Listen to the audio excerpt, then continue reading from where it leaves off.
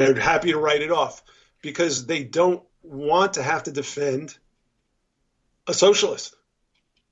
I'm not necessarily that they don't want to have to defend. Like they are worried. I think that a lot of like the consultants, for example, that have been getting free roosts in the Democratic Party for all these years, like they're going to be probably not working anymore with the Democratic Party. Like a lot of people's, Yeah. like a lot of their gigs will their spots, for example, like will be like kind of blown up if Yeah, but you Sanders know what? wins. But like Nature abhors a vacuum. There'll be a different set of ideologues trying to fill those spots. It's not like yeah, it's there just will that be, there will be. the But what traditional happens to group, those people who are there already, though? That's the thing. exactly. They'll be out of they'll be out of work. And that's not something they're That's gonna. what will happen. So that's Hey, probably if not you something they're gonna take well.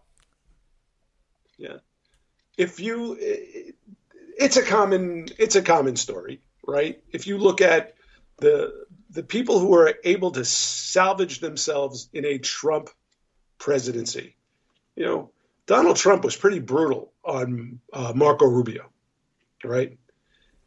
And Marco Rubio turns out to be a big supporter. Lindsey Graham, for example. Lindsey Graham is another one. Ted Cruz. Yep, Ted Cruz is probably one of the biggest.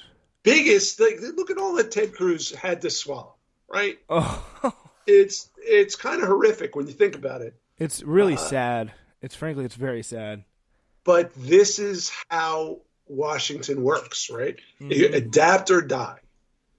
So people will adapt, or they'll leave their cushy. That's going to be interesting, yeah. They'll leave their cushy lobby jobs. And listen, I know probably 3 or 4 kids who are going to school of public policy, so they can be lobbyists, right? There's a new crop going to come. It doesn't much matter. Yeah, that's gonna be very interesting because like there's so much change in Washington D.C. Like when Trump won, like people are just very confused. I think, but it's gonna be interesting to see what happens. So Super Tuesday, do you think there will be a challenge, like one single challenger emerging from the from the moderate wing to face Bernie Sanders after Super Tuesday? I think Bloomberg's in a class of his own because of his money. We can't even consider that, right?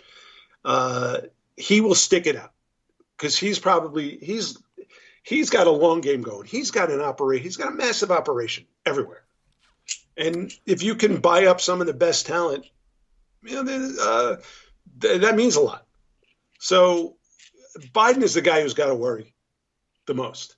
Mm-hmm. He's got to come up with a good showing or his money will dry up.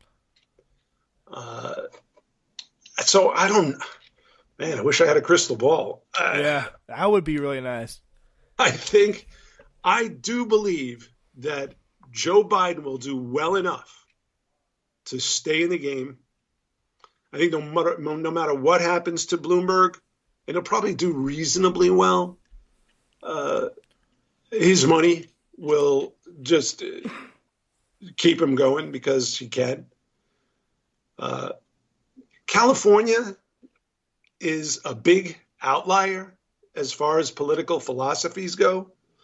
So, Bernie's going to win big in California, but does that really mean that the electorate at it's large? It's worth a lot. It's worth a lot, though. That's I know, but it's almost California is going to provide a lot of delegates to Bernie who will have a big problem running in a general election. So California is almost it's detrimental to the left-leaning policy, because if you want to go as far left as Bernie, I don't think the rest of the country is willing to do that. I mean, if you look at California, it's Bernie and then Elizabeth Warren. Yeah, I think the main reason Bernie Sanders does so well in California is because he's been doing the best with Latino voters, though.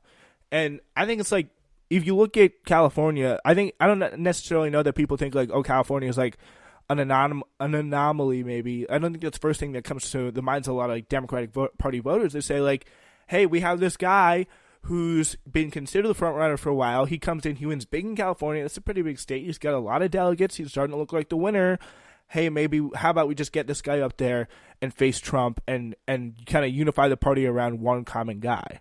Because I don't know if I think that's probably more likely how people are going to see it as opposed to, oh, he won California. Well, but also if he wins Texas too, that'll be huge. Yeah. But I don't think Texas Democrats are the same as California Democrats. I don't think Nevada Democrats are the same as California Democrats. And I can't imagine states like Michigan, Wisconsin. I don't think those Democrats are the same as California Democrats. But I think they'll go for Bernie either way, though. Michigan, California, Wisconsin, Democratic primaries, and California as well. They'll go for Bernie. Yeah, well, because it's part of a coalition. It's a broader coalition. I feel like. Then Bernie better start watching his support of any programs, whether they were good or bad, inside communist authoritarian regimes. He should just zip it, okay? Because people in Florida, and I'm Florida, that's going to be interesting. Yeah, I've met a number of political refugees, refugees from Cuba, people who came over in the Mariel boat lift, people who came over before then. They don't like to hear the word socialist or communist. That is just, they've seen people murdered, imprisoned, deprived of food and basic needs because of, not even an opposition to socialism, but just having been friendly with the wrong people. I don't see how Bernie survives Florida.